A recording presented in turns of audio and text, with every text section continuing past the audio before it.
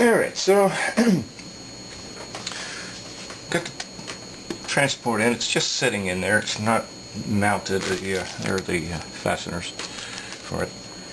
Okay, so something doesn't work right and I got to pull it out. It's already plugged in, at least somewhat. I'm not plugged in the heads for it or anything yet. Just the motor, power, and controls, and the connection for all these leaf switches that signal to the rest of the circuitry what condition this is in, what mode it is in. Speed control for the motor is a slider here. It's got a center detent, kind of nice. And it's actually motor speed's pretty constant on these things. So right now the motor's running. It's absolutely quiet. I can't hear a thing. You may be able to see this tire here spinning, which it normally does, always. But nothing's engaged, nothing's turning, nothing. So typically I hit rewind first. Yep, that spins and stops. It's stopping because the take-up reel isn't turning. If I turn this manually, it will keep running in rewind.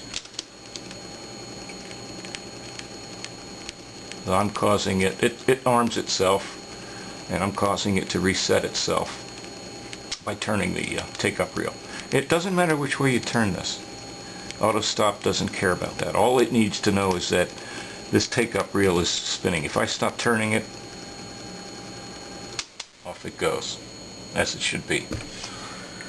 Fast forward. Yeah, that works. Counter's working. If I stop this, off it goes, as it should be. I'm picking up this dirt. Cats. Okay, so play. That's working. Pulled the heads all the way in. Pinch roller's turning. Take-up reel's turning. Supply reel has a little bit of tension on it. Not a lot. Just enough.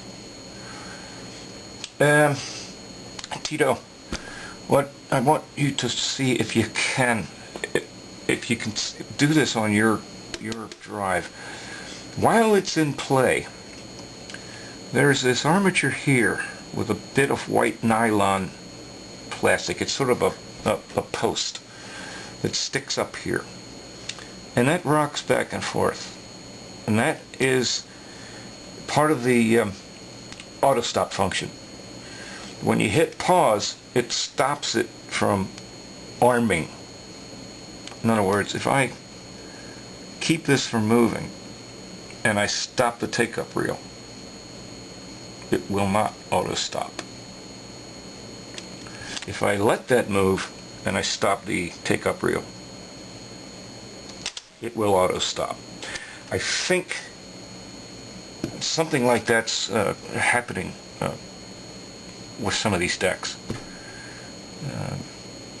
I don't know if it's just because things got, when put back together, misaligned, or maybe this white nylon post here has gotten broken. In fact, if I hold it here, it continuously auto stops. In other words, I'm pushing this nylon post toward the front. And if you push it toward the back, it does nothing. Well, what the pause button does is pushes it toward the back. And what that does is it keeps that pawl from capturing a tooth on a cam down here, under here. So, alright, back to play. And pause. Unpause. You see, when it's in unpause, this thing's moving. When it's in pause, there's a metal bit here, a plate, an armature, that prevents this from arming. In other words, it prevents this white nylon bit here, which is attached to a cam, from moving in this direction. and so it disables the auto stop while it's in play. Undo play. That's a little freaky. See what that's doing? That is the tire here slipping. Now that could be a trouble. If that happens while there's a tape, this take-up reel always, well, usually spins fast. Even if it's slipping, it spins fast enough to take up the tape so that it doesn't spill. The pinch roller and capstan are feeding the tape through the cassette. But here we've got a situation. I'm going to have to do something with this tire. It's simple as that. Now this is slipping a little. It probably would not be very much noticeable until it gets so bad that it starts spilling tape out of the cassette. So that's why I did not mount this thing. Is I figured I might have to do a little bit more work on it. I think that might be a separate video. I'll post this one before I do that. So this is not going back together today. Maybe later. Not today. Yeah, the trouble has been picked up. Kind of thought that might be an issue. What exactly I'm going to do about that,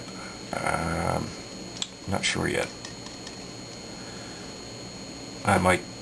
I've got some very, very fine grit emery cloth, sandpaper if you like, and I may just try and burnish the oxidized rubber off the edge, or the outside edge of this tire on here.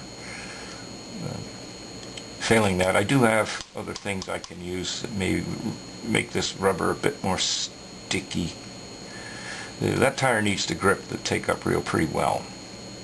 At the same time, it needs to slip. A little bit tricky. Sort of a fine line that these things walk. Is often the case. So, once again, I'm going to cut this off, and I think I've been at this long enough right now to the last part will have to be a separate video. Processing these things is I don't want it to take a week to download, upload, download, process, upload, download, the drill. So turn him off, her off, take this back out. Very simple. Just only plugged in these two connectors, and he's out. And have a look, see what I can do about this tire. It's just a plastic, almost like a pulley, but it has a tire on it, a rubber tire. Made of the same stuff they make these belts out of. They get old, they surfaces get dry, and they don't grip so much. And with the belts, they do that as well, and of course they stretch. The new belts in here, the kit I got, I'm complaining a little bit about it at first, but now that I've had a look at things, these belts are great. Kudos to vintageelectronics.com for keeping those in stock and supplying me with ones that actually do work.